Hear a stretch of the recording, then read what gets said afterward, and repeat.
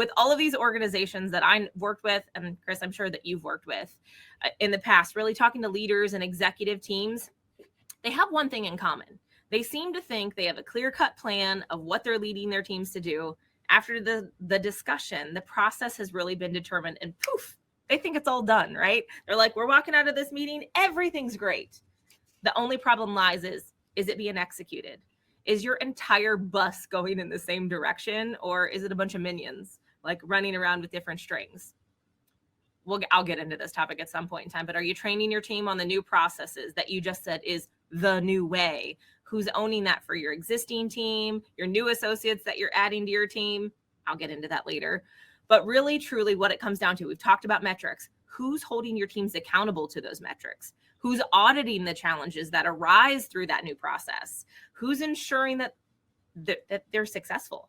And why aren't we just, going through the motions of it's the way? My only ask as we dive into these solutions that we're going to talk about is to make sure all of the leaders on this call are tracking what good looks like, and make sure you're not just adding to the process for process's sake. You and I have probably seen that way too often. Well, this is the new way to do it. Just go, right? Absolutely. And I am a process guy through and through. Something I'm sure my offices have gotten sick of me saying is, if there's not a clearly correct way to do things, a clearly defined right way, everybody's doing it wrong. So having a process is absolutely key. But if there is no ownership or responsibility at the management level to ensure it's being executed, it will fail. Ultimately, making a shift like that, I think more than anything, it becomes a culture change. My guess is at some of your firms, you have recruiters who have never actually been in a down market.